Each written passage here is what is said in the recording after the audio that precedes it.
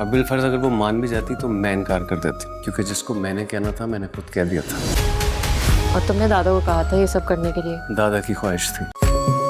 शरीन आई थी, वो बता रही थी कि दादा ने उसके लिए तुम्हारा रिश्ता दिया था। आपसे बांधे हुए हमने दिल के रे, दिल पे मैंने लिख दिया। बेटी बागी। चंद मुलाकातों में मैं उसे रिश्ते का कह दूं। चंद मुलाकातों में शादी का तो सोच लिया तुमने। राबते उम्र सारी नाम थे। खुद से शादी कैसे कर सकती है? हो रही है ऐसे इंसान के लिए जिससे मिले उसे बमुश्किल 4 दिन हो गए।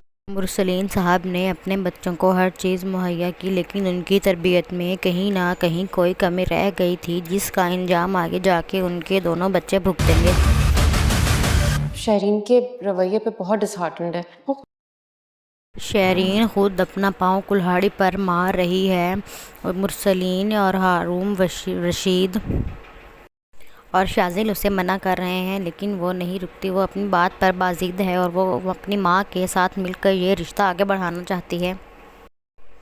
आने वाली एपिसोड बहुत ही इंटरेस्ट है। उसमें आपको बताया जाएगा कि अनस और अंसा आपस में बैठे शरीन के मौजू पर बात कर रहे थे।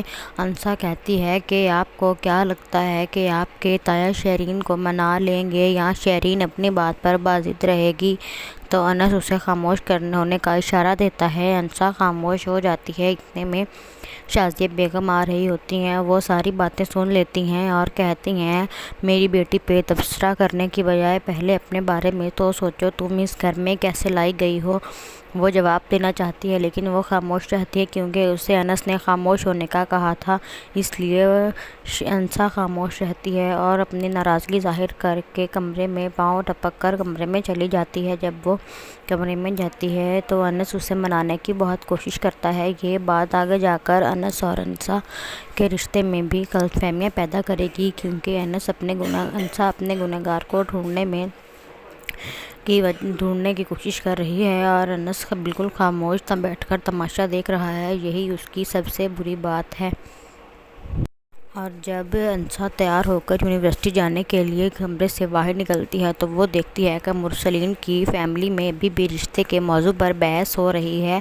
तो वो वहाँ जाकर खड़ी हो जाती है। यूनिवर्सिटी पहुँच कर भी उसे अनस मनाने की बहुत कोशिश करता है, लेकिन वो खफा रहती है। वो अनस से बात नहीं करती।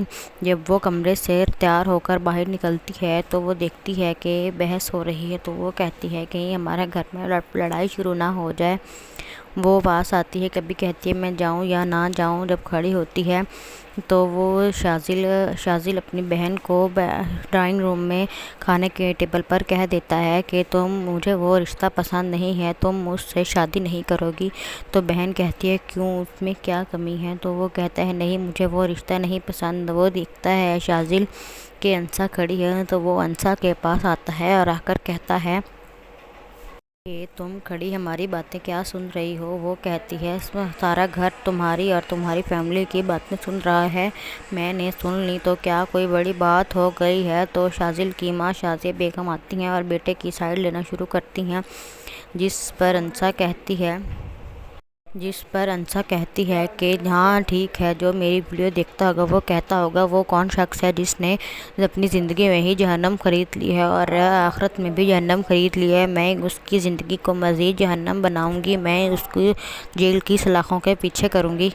ये बात सुनकर शाजिल बहुत परेशान होता है और मुंह पर हाथ रखता है कि ये क्या हो जाएगा। अगर इसने मुझे जेल की सलाखों के पीछे करवा दिया तो मैं क्या करूँगा, क्योंकि वो अभी तक पहली ही रात जो उसने एक रात जेल की सलाखों के पीछे गुजारी थी वो नहीं भूला था। इसलिए वो नहीं चाहता था कि अब वो दोबारा जेल की सलाखों के पीछे जाए, इसलिए वो खामोश हो जाता है।